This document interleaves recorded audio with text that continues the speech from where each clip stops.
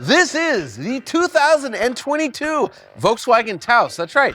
Volkswagen has decided to enter the white-hot subcompact SUV market, proving conclusively that there is literally no top to the number of SUVs you are willing to buy. The question is the Taos any good? Let's find out. So yeah, the Taos is an all-new model for 2022, and it is Volkswagen's smallest SUV. It sits underneath the larger two-row Tiguan and also the quite large three-row Atlas. What is it competing against? Well, some real heavy hitters, especially in terms of quality. I would say the Subaru Crosstrek and the Kia Seltos, but also in terms of volume, we're talking the Honda HR-V and the Hyundai Kona. Those are nothing to sneeze at. Now, who is VW aiming the Taos at? Well, obviously, people who cannot afford the larger, more expensive Tiguan, but also at VW customers who like the badge, but want to cross over with a smaller footprint. As far as design goes, I want to just point one thing out, and that's that the Taos is based on the 8th generation Volkswagen Golf. They have the same mechanicals and platform underneath.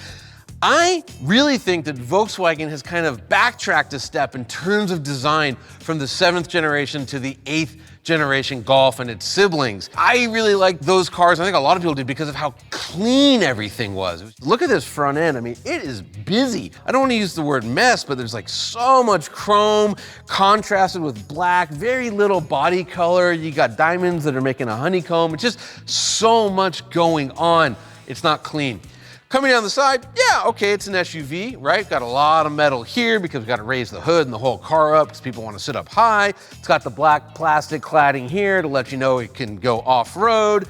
That said, the wheels and tires, they look a little small. And the reason why, it's a subcompact price point. Even though they managed to make the car a little bit bigger, you're still going to get parts this size. Now, this bright work here is great. And when they want to, Volkswagen designers can still do stuff like this, which I think looks really good. But as you come down the side, it's just sort of a generic Volkswagen product, There's nothing like screaming wow about it. When you get to the back, same thing, although it does look really big from behind. But overall, the design, it's fine.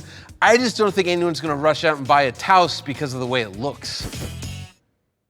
And now I'm inside the Taos, and this interior section is going to be a little bit more tricky because I haven't told you the price of this vehicle yet, but spoiler alert, it's not cheap. And with that in mind, look at all this hard plastic.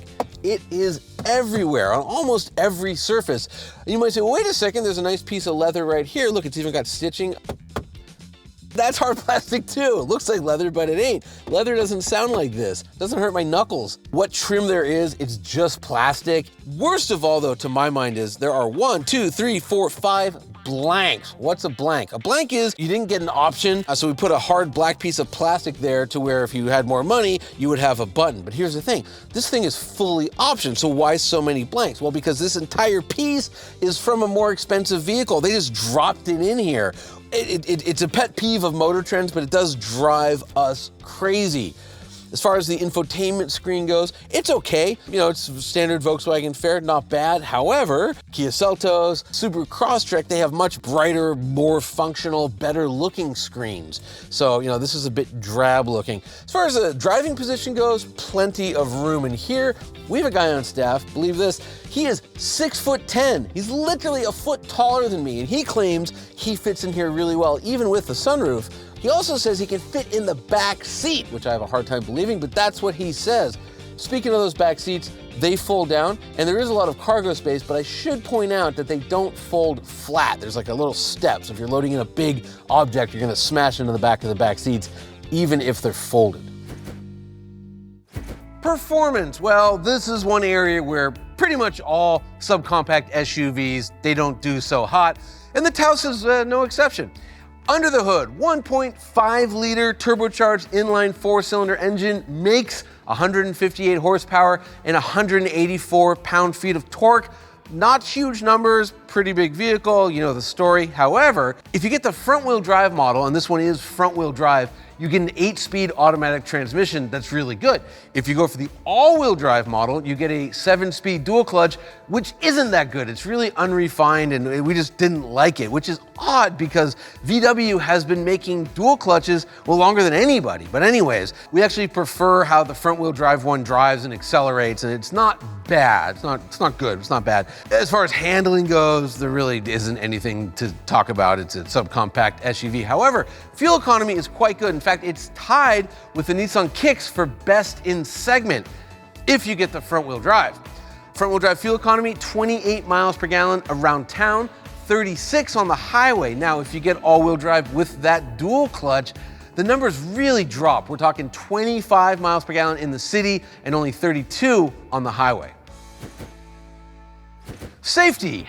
This next part is a bit of a head scratcher, but hear me out. This is a brand new model for 2022 and it has yet to be crash tested, so we have no data and we don't know. However, we do know that for whatever reason, Volkswagen failed to include any active safety features standard on this vehicle. We also know that for $995, you can purchase something called IQ Drive. And if you get IQ Drive, it comes with all the normal active safety stuff, adaptive cruise control, blind spot monitoring, all that good stuff. So the question is, how much is $995 worth to you? How much for a Volkswagen Taos? Well, you can get into a base front-wheel drive Taos for just over $24,000. And if you want all-wheel drive, toss in an extra $2,000.